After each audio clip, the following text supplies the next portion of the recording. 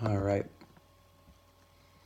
so in the last video, Lucas had just spotted an elk and asked you to decide what to do. So,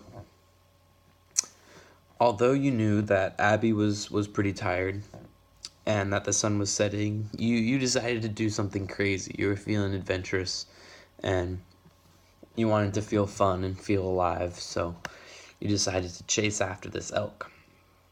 You decided to track it down, and you figured that Abby could just follow behind slowly if she was tired, and it wouldn't really be that big of a deal.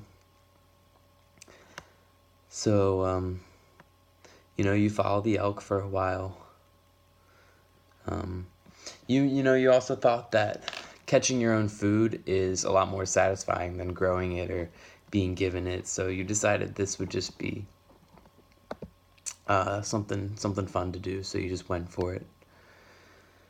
While you're chasing the elk, you remembered stories about tracking and hunting that your dad used to tell you when you were little. He told you about his dad, who was on the first Yellowstone expedition in 1818.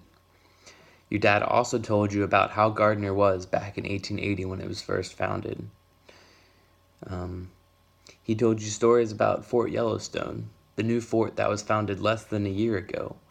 You remember that you were always scared of the story about the Donner Party. Your dad said that his dad, so your grandfather, actually met George Donner at the Mississippi River crossing and remembered this man. He said that he was a gentle and kind man and found it hard to believe that he actually killed and ate his family.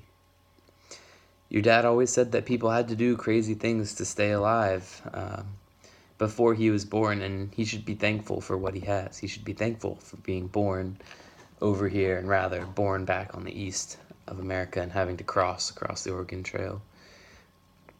He said that people would track animals for days just to find water. So all these crazy stories were rushing through your head, and just suddenly you were overwhelmed with the feeling of that you needed to chase after this elk, just for the rush of it all.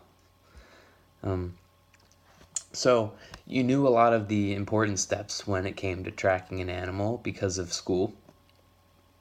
You slowly followed the animal's tracks as long as you could. The sun was starting to set, and the tracking the elk became harder and harder.